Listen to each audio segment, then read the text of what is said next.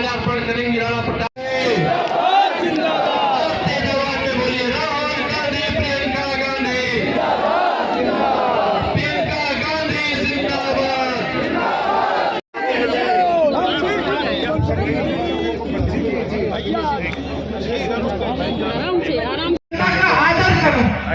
हमें सिखाया गया था कि जनता सर्वोपरि है और हम अपनी आंखों के सामने देख रहे थे कि एक नई राजनीति उभर रही है। जनता के जज्बातों का इस्तेमाल कर रही है, सत्ता बटोरने के लिए जनता को गुमराह कर रही है। यहाँ अमेठी में है, ये लोग क्या समझेंगे? स्मृति जी क्या समझेंगे? ये तो यहाँ पे आपके लिए थोड़ी आई, ये तो राहुल जी को हराने के लिए आई है, ये राहुल जी से लड़ने के लिए आई है, ये आपके प्रति श्रद्धा की वजह से नहीं आई है। वो कैसे समझेंगी ये रिश्ता? इन्होंने झूठ फैलाया कि हम आपकी जमीन हड़पने आए थे, कि जिन महिलाओं के जिस समूह में आपको याद है जो परियोजना थी, कि वो परियोजना ही हमने इसलिए बनाई कि हम आपकी जमीन हड़पना चाह रहे थे, कि हम लूट रहे थे आपको, कि हमने कुछ नहीं किया आपके लिए, कि हमारे दिल में सिर्फ परिवारवाद की भावनाएं थी, सिर्फ सत्ता चाहते थे हम, हमारे दिल में आपके लिए कोई भावना नहीं थी। उसी समूह का इस्तेमाल कर रही हैं। कुछ ऐसा हुआ जो समूह था भाजपा कि इन बातों से आप थोड़ा सा बहक गए, कुछ लोग बहके, कुछ लोग दृढ़ रहे। जो भी हुआ, राहुल जी वो चुनाव हारे और एक पुराना रिश्ता जो आपके बीच, हमारे परिवार के बीच था, वो थोड़े समय के लिए थम गया, लेकिन टूटा नहीं, क्योंकि ये रिश्ता कभी टूट नहीं सकता। थोड़े ही समय में कोविड आया, कोरोना आया। मुझे याद है, मैं उत्तर प्रदेश की प्रभारी थी, मैं और मेरे साथी 16-16 घंटे फोन पे रहते थे। हमने एक हेल्पलाइन खोली थी उत्तर प्रदेश के लोगों के लिए, कि कहीं संकट है, कहीं फंसे हो, लॉकडाउन हो गया था अचानक, मोदी जी की सरकार ने कोई साधन नहीं दिया था, अचानक कोई सारी ट्रेनें बंद हो गई थी, बसें बंद हो गई थी, लोग अलग अलग जगह जो यहाँ पलायन करके गए थे, यूपी से फंस गए थे। हमने हेल्पलाइन खोली, 16-16 घंटे हम उस हेल्पलाइन के नंबर देखते थे, जवाब देते थे, बात करते थे। मैंने कहा हुआ था अपने साथियों को कि अगर अमेठी रायबरेली का कोई फोन आता है तो मेरा नंबर देना, और मैं कभी नहीं भूलूंगी। एक फोन आया, मैंने उठाया, एक लड़का था, गुजरात में था, उसने कहा आपने हेल्पलाइन का नंबर जारी किया है? मैंने कहा हाँ, बताया नहीं कि कौन हो। उसने कहा यहाँ पे मेरे साथ 16 लोग हैं, हमारे पास सिर्फ आज रात का खाना है, कल का खाना नहीं है, कुछ नहीं है, क्या करेंगे? मैंने कहा घबराओ मत, आप राहुल भैया को जानते हो? तो उसने कहा राहुल भैया कौन? मैंने कहा राहुल गांधी।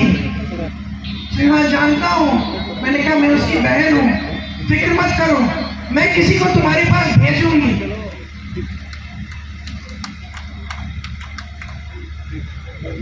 मैंने अपने साथियों को कहा कि गुजरात में जो हमारे कांग्रेस के कार्यकर्ता है, एकदम उनको फोन करो, नंबर में पाक है ये रिश्ता, सेवा का रिश्ता है और शहादत का रिश्ता है, प्रेम का रिश्ता है और खून का रिश्ता है, ये कभी नहीं टूटेगा। यहाँ आपका कोई भी सांसद बने,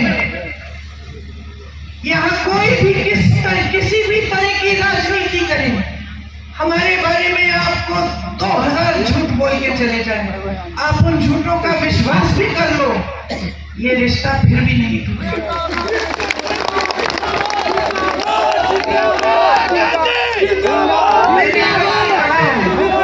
मैंने आपसे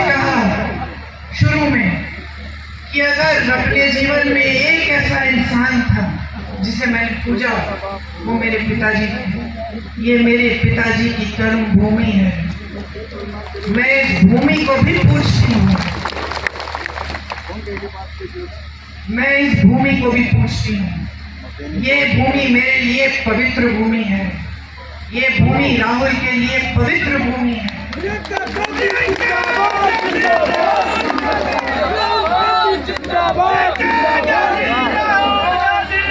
मैं आपको एक और बात बताती हूँ कि मैं जानती हूँ किशोरी लाल शर्मा को मेरे ख्याल से अब कितने सालों से, उतने 40 सालों से, 40 सालों से। और मैं आपको एक बात बता सकती हूँ, ये भूमि किशोरी लाल शर्मा के लिए भी पवित्र भूमि है। आज अगर हमने इन्हें आपका प्रत्याशी बनाया है तो पूरी समझ और पूरे विवेक से ये फैसला लिया है। अगर इस संसदीय क्षेत्र का गांव-गांव कोई जानता है तो ये जानते हैं। यहाँ की सड़क कोई जानता है तो ये जानते हैं। यहाँ का एक एक कार्यकर्ता जानता है तो ये जानते हैं।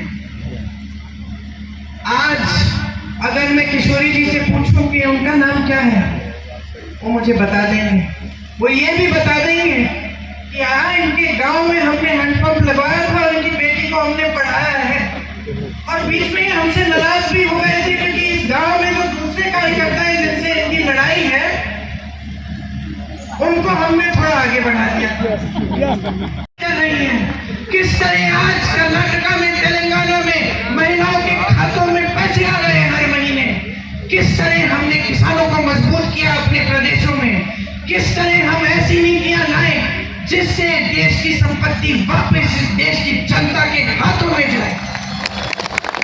बताइए, समझाइए, सच्चाई दिखाइए, जनता को कहिए कि जनता जो जी रही है वही सच्चाई है। उस आधार पर वोट दे। तरक्की नहीं आई है आपके जीवन में, 10 साल बीत गए हैं, मोदी जी के झूठ सामने आ गए हैं। हराइए इनको, बदलाव लाइए, एक नई सरकार लाइए, एक नई राजनीति जो पहले पुराने असूलों पर आधारित है वो लाइए इस देश में। मैं आपसे पूरी उम्मीद रखती हूँ कि एक सेना की तरह आप ये चुनाव लड़ेंगे, ये चुनाव जीतेंगे और यहाँ अमेठी से इस पूरे देश में ये संदेश देंगे कि बहुत हो गया है, हमें सच्चाई की राजनीति वापस चाहिए। आपने बहुत ध्यान से मेरी बातों को सुना, मैंने दिल की बात बोली, आपके सामने अपनी सच्चाई रखी। मैं आपकी आभारी हूं कि हर संकट में आपने साथ दिया। मेरे आंसू आपने पोंछे। मेरे मंत्री हमारे गांव में आता था और हम उसको डांटते थे। हम कहते थे कि हमारे बिजली का खंभा लगा दिया आपने, लेकिन तार नहीं लगाया। तार लगवाइए, प्यार देंगे आपको लेकिन वोट नहीं देंगे जब तक आप हमारा तार भी नहीं लगाएंगे। हमें वो राजनीति वापस चाहिए। आज जनता कह रही है कि हमें सच्चाई, सत्य की राजनीति चाहिए, झूठे नेता नहीं चाहिए। हमें वो नेता चाहिए जो सच बोलने की हिम्मत करे हमारे सामने। जनता कह रही है कि हम ऊब चुके हैं, ये धर्म के नाम पर, जाति के नाम पर बहुत गुमराह किया है आपने हमको। अब हमारे सामने आओगे तो हमारी बात करो, हमारे मुद्दों की बात करो। चुनाव लड़ोगे तो हमारे मुद्दों पे लड़ो।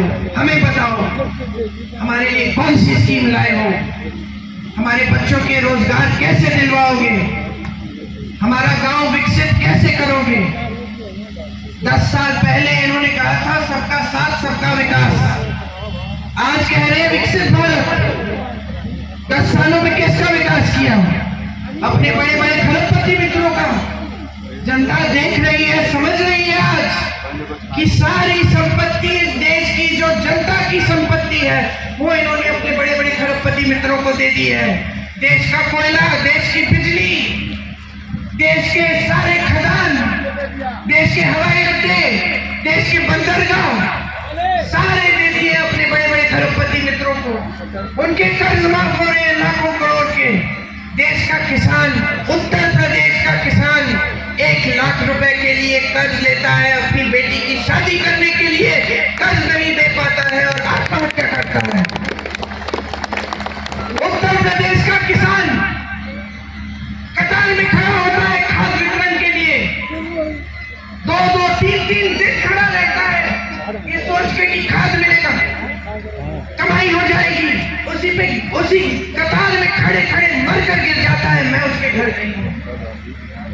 और सिर्फ सत्ता का मोह लिए घूमते हैं, सिर्फ अपने लिए सत्ता चाहते हैं, ये समझ नहीं पाते हैं कि सत्ता जनता ने ली है, जनता के प्रति दिल में कोई श्रद्धा नहीं है। वो लोग इस बात को समझ नहीं सकते, वो लोग आज आपकी सच्चाई को भी नहीं समझ सकते। कट चुके हैं आपसे। प्रधानमंत्री जी मंच पे खड़े होकर कैसी कैसी बातें करते हैं कि कांग्रेस पार्टी एक्सरे की मशीन लेकर आपके घरों में आकर आपके गहने चुराएगी, आपका मंगलसूत्र ढूंढ निकालेगी और उसको चुरा लेगी और आपकी संपत्ति किसी एक कौम को दे देगी। और आपके पास 2 भैंसे हैं तो 1 भैंस भी चुरा लेंगे। ऐसी बातें प्रधानमंत्री जी कर रहे हैं। पद की गरिमा क्या है? पद क्या है? देश के प्रति जिम्मेदारी क्या है? देश क्या सोचेगा? आज देश जवाब मांग रहा है। देश कह रहा है कि हमें ये नाटक नौटंकी नहीं चाहिए।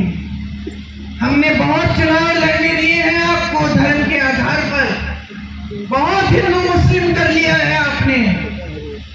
इस चुनाव को हम लड़ेंगे और हम अपने मुद्दों पे लड़ेंगे। आज जनता कह रही है